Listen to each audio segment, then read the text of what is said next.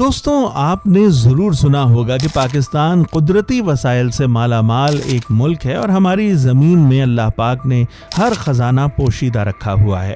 خصوصاً بلوچستان کا صوبہ اس حوالے سے بہت ہی امیر مانا جاتا ہے کہ وہاں قدرتی معدنیات کے خزانے موجود ہیں، مگر افسوس کہ یہی صوبہ پاکستان کا غریب ترین اور بیکورڈ ترین صوبہ بن چکا ہے۔ تیل اور گیس کی بات ہو یا سونے اور تانبے کی، بلوچستان کا نام ہمیشہ سر فہرست لیا جاتا ہے۔ ریکوڈیک یا انگریزی زدہ اردو میں ریکوڈیک پاکستانی بلوچستان میں ضلع چاغی کے علاقے میں ایران اور افغانستان کی سرحدوں سے نزدیک ایک علاقہ ہے جہاں دنیا کے عظیم ترین سونے اور تانبے کے ذخائر موجود ہیں۔ مقامی زبان میں ریکوڈیک کا مطلب ہے ریت سے بھری چوٹی۔ یہاں کسی زمانے میں آتش فشاں پہاڑ موجود تھے جو اب خاموش ہو چکے ہیں۔ اس ریت سے بھرے پہاڑ اور ٹیلوں کے 70 مربع کلومیٹر علاقے میں 12 ملین ٹن تانبے اور 21 ملین اونس سونے کے ذخائر موجود ہیں۔ تانبے کے یہ ذخائر چلی کے مشہور ذخائر سے بھی زیادہ ہیں۔ حال ہی میں پاکستانی بلوچستان میں غیر ملکی قوتوں کی مداخلت کی ایک وجہ یہ علاقہ بھی بتایا جاتا ہے۔ ایک اندازے کے مطابق سونے کے ذخائر کی مالیت 100 ارب امریکی ڈالر سے زیادہ ہے۔ اس کان کی خصوصیت یہ ہے کہ اس میں بیک وقت دنیا کی سب سے بڑی سونا نکالنے والی شراکت اور دنیا کی سب سے بڑی تانبا نکالنے کی شراکت دونوں کام کر رہی ہیں، جس سے اس علاقے کی اہمیت کا اندازہ ہو سکتا ہے۔ تو پھر سوال یہ ہے کہ اتنی زیادہ مالیت کے ذخائر کے باوجود پاکستان معاشی مشکلات اور مالی بحران کا شکار کیوں ہے؟ ریکوڈیک کیا ہے اور اب تک پاکستان کو اس سے استفادہ کیوں نہیں ہو رہا؟ ڈیلی بٹس کی ایک اور معلوماتی اور دلچسپ ویڈیو میں آپ سب کو خوش آمدید۔ آگے بڑھنے سے پہلے اس ویڈیو کو لائک کریں، چینل کو سبسکرائب کریں اور کامنٹ سیکشن میں اپنی رائے کا اظہار ضرور کریں۔ دوستوں، آج سے تقریباً 31 سال قبل بلوچستان حکومت نے ایک امریکی کمپنی کے ساتھ ریکوڈیک کے پہاڑی علاقے میں سونے، تانبے اور اس کے موجود معدنی ذخائر سے استفادہ کرنے کے لیے 1993 میں ایک امریکی company broken Hills properties minerals کے ساتھ معاہدہ کیا۔ یہ معاہدہ بلوچستان ڈیولپمنٹ کے ذریعے امریکی کمپنی کے ساتھ جوائنٹ وینچر کے طور پر چاغی ہلز ایکسپلوریشن کے نام سے کیا گیا۔ اس معاہدے کے تحت 25% منافع حکومت بلوچستان کو ملنا تھا۔ اس امریکی کمپنی نے بعد میں ایک آسٹریلوی رجسٹرڈ ٹیتھیان کوپر کمپنی کے ساتھ حصہ داری کا معاہدہ کیا، جس کی روح سے بلوچستان حکومت نے اس کمپنی کو 9 ستمبر 2002 کو سونے، کاپر اور دیگر موجود معدنی وسائل کی تلاش کا لائسنس جاری کیا اور اس کمپنی نے پاکستان میں اپنا ایک برانچ آفس کھول کر کام شروع کر دیا۔ بلوچستان حکومت نے لائسنس کی فراہمی کے لیے یہ شرط رکھی تھی کہ کمپنی یہاں سے حاصل ہونے والی معدنیات کو ریفائن کرنے کے لیے بیرون ملک نہیں لے جائے گی۔ حکومت کی جانب سے چاغی میں ریفائنری کی شرط رکھنے کے ساتھ ساتھ بلوچستان کے حصے کو بھی بڑھانے کی شرط رکھی گئی تھی۔ کمپنی کی جانب سے ان شرائط کو ماننے کے حوالے سے پیش رفت نہ ہونے اور محکمہ بلوچستان مائننگ رول 2002 کی شرائط پوری نہ ہونے کے باعث معدنیات کی لائسنس دینے والی اتھارٹی نے نومبر 2011 میں ٹی سی سی کو مائننگ کا لائسنس دینے سے انکار کر دیا تھا۔ اس فیصلے کے خلاف ٹی سی سی نے سیکٹری مائنز اینڈ منرلز حکومت بلوچستان کے پاس اپیل دائر کی تھی، جسے سیکٹری نے مسترد کر دیا تھا۔ سپریم کورٹ نے 2012 میں 1993 میں ہونے والا معاہدہ کالعدم قرار دے دیا تھا۔ ٹیتھیان کمپنی نے 2012 میں منسوخ ہونے والے معاہدے پر عالمی سرمایہ کاری ٹریبیونل سے رجوع کیا تھا۔ 2019 میں ٹریبیونل نے پاکستان کو 4 ارب ڈالرز جرمانہ، 2 ارب ڈالرز سود اور اخراجات کی ادائیگی کا حکم دیا تھا۔ پاکستان کی نظرثانی درخواست پر فروری 2020 میں ٹریبیونل نے عبوری حکم امتناع جاری کیا۔ اپریل 2020 میں مستقل حکم امتناع کی درخواست پر ویڈیو لنک کے ذریعے سماعت ہوئی تھی۔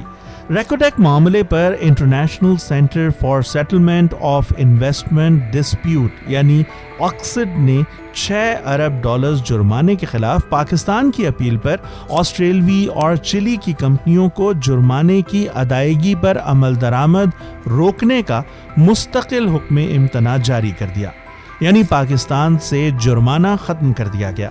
ضلع چاغی نوکنڈی میں واقع Reko Diq copper and gold project دنیا کا دوسرا سونے، تانبے اور چاندی کا ذخیرہ ہے۔ ریکوڈیک ضلع چاغی کے ایک چھوٹے سے قصبے کا نام ہے جو ریگستانی علاقہ ہے۔ یہ نوکنڈی کے شمال مغرب میں 70 کلومیٹر کے فاصلے پر واقع ہے۔ مقامی لہجے میں اس کا تلفظ ریکوڈیک ہے۔ اس کے معنی ریت کے ٹیلے کے ہیں جس کی بگاڑ ریکوڈیک ہے۔ یہاں سونے اور تانبے سے اٹے پہاڑ ہیں جہاں 12.3 ملین ٹن تانبا اور 20.9 ملین اونس سونے کے بڑے ذخائر موجود ہیں۔ ایک اندازے کے مطابق یہاں 11 بلین پاؤنڈ کے تانبے کے ذخائر موجود ہیں۔ ریکوڈیک میں 58% تانبا اور 28% سونا ہے۔ ریکوڈیک میں سونے اور تانبے کے ذخائر کی مالیت کا اندازہ $65 ارب لگایا گیا ہے جو دنیا کا سب سے بڑا ذخیرہ ہے۔ اور افسوس کی بات یہ ہے کہ یہاں مقامی افراد کے لیے پینے کا صاف پانی تک میسر نہیں ہے، جہاں مقامی لوگ سرکاری اور غیر سرکاری نمائندوں کو ہیلی کاپٹروں سے پرواز کرتے آتے جاتے حیرت سے تکتے رہتے ہیں۔ غیر جمہوری معاشرتی اور اقتصادی ترقی کی ایک مثال چاغی کے صحرا میں واقع سینڈک کا منصوبہ ہے جو صوبائی دارالحکومت کوئٹہ سے تقریباً 650 کلومیٹر دور ایران افغانستان کے بارڈر کے قریب بلوچستان کے شمال مغربی حصے میں واقع ہے۔ سینڈک کا علاقہ سطح سمندر سے 950 میٹر بلند ہے۔ انتہائی ریتلا علاقہ تافتان کے سرحدی قصبے سے 40 کلومیٹر دور ہے اور اونچے اونچے چٹیل پہاڑوں کا علاقہ ہے۔ برسوں کی تحقیق، کھدائی، سروے اور نمونے کے تجزیے کے بعد وزارت پیٹرولیم نیچرل ریسورس پاکستان نے سینڈک کے مشرق، شمال اور جنوب میں ذخائر دریافت کیے جن میں سونے، چاندی اور تانبے کے 200 ملین ٹن کے ذخائر ہیں۔ سینڈک میٹل لمیٹڈ نے 80 کی دہائی میں اگرچہ اس پر کام کیا مگر سینڈک میں تانبے کی دریافت تو 1901 میں ہو گئی تھی۔ پاکستان میں دھاتوں کی تلاش کا یہ واحد منصوبہ ہے جو سالانہ 1,44,000 ٹن تانبا، 147 ٹن سونا اور 27.6 ٹن چاندی 80 سال تک پیدا کرنے کی صلاحیت رکھتا ہے۔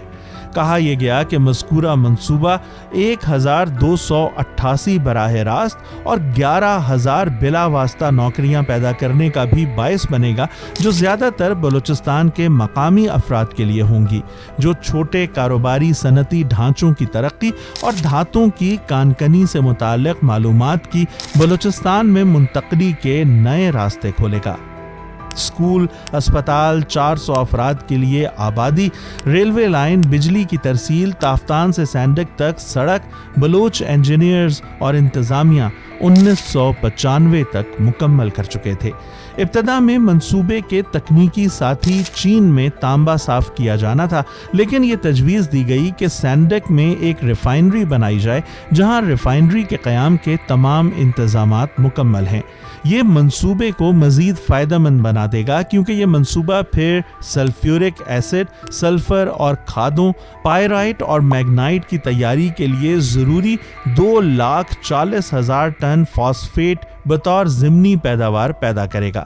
بہرحال منصوبے نے 1995 میں کام شروع کیا اور 3 ماہ کی تجرباتی پیداوار میں 158 ملین کی مالیت کا بیلٹ 1700 تانبا پیدا کیا، لیکن محترمہ بے نظیر بھٹو شہید کے دور اقتدار میں 1995 میں سینڈک منصوبے کو یہ کہہ کر روک دیا گیا کہ سونا اگلتی یہ بھٹیاں چلانے کے لیے حکومت کے پاس فنڈز موجود نہیں ہیں اور عالمی مارکیٹ میں قیمت گرنے کے باعث اب سینڈک کا منصوبہ فائدہ مند نہیں رہا۔ اس وقت کے وزیر خزانہ وی اے جعفری نے 1.5 بلین کے اخراجات کے مطالبے پر لکھا، ایک بے فائدہ منصوبہ جس کے لیے کوئی فنڈز مختص نہیں کیے جا سکتے۔ پھر برسر اقتدار آنے والے نواز شریف نے بھی اس منصوبے کو دوبارہ شروع کرنا ضروری نہیں سمجھا، اگرچہ ایرانی حکومت نے مبادلہ نظام پر ایک اچھی پیشکش بھی کی تھی۔ ایران کے تانبے کے ذخائر سینڈک سے تقریباً 200 کلومیٹر کے فاصلے پر ہیں۔ اس نے ایک بہت بڑی ریفائنری تعمیر کی ہے، لیکن سینڈک کے مقابلے میں اس کی بھٹی چھوٹی ہے۔ حالانکہ اس آفر سے سینڈک کا تانبا ایران میں صاف کیا جاتا اور ایرانی خام تانبا سینڈک میں پگھلایا جاتا۔ اس طرح تانبے کو صفائی کے لیے ہزاروں کلومیٹر پر مشتمل سمندروں سے گزر کر چین میں نہ بھیجنا پڑتا۔ حکومت کو اس منصوبے کے فوائد کو زیر غور لانا چاہیے تھا، جس سے ملک کو سونے اور چاندی کے ذخائر تک رسائی حاصل ہو جاتی۔ اگر بین الاقوامی مارکیٹ میں تانبے کی قیمت گر گئی تھی تو یہ مقامی صنعتوں کی ضروریات پوری کرنے کے لیے ترسیل کیا جا سکتا تھا۔ بجلی کی تاروں اور دیگر صنعت کے لیے پاکستان 1,50,000 ٹن تانبا درآمد کرتا ہے۔ ابتدائی اخراجات پہلے ہی کاٹے جا چکے تھے اور اس کو نہ چلانے کا مطلب ان 16 بلین روپوں کا ضیاع تھا جو پہلے ہی اس کی ترقی پر خرچ کیے جا چکے تھے۔ بالآخر 2001 میں اس وقت کے صدر پرویز مشرف نے 10 سال کے پٹے کی بنیاد پر سونے کی بھٹی کا ٹھیکہ چین کی ایک کمپنی کو دینے کا فیصلہ کیا۔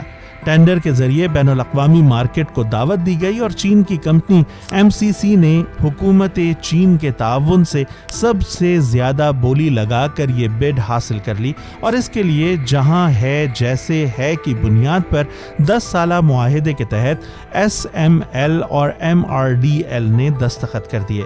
چینی کمپنی کو لیز پر دیے جانے کے معاہدے کے تحت اختیار حاصل تھا کہ وہ سینڈک میں کھدائی، پیداوار، انتظامات اور ترسیل کے ساتھ ساتھ پیداوار کو مارکیٹ میں فروخت کر سکے۔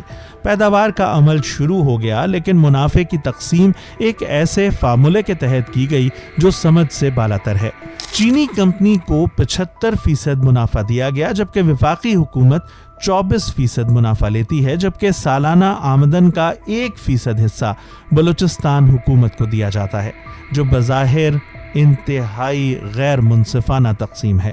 لیکن اس کے بعد آئین میں 18ویں ترمیم کے بعد چونکہ صوبائی حکومت اپنے میگا پروجیکٹس کے ضمن میں خود مختار ہو چکی تھی، اس لیے یہ معاملات صوبائی حکومت کو اب خود طے کرنا تھے۔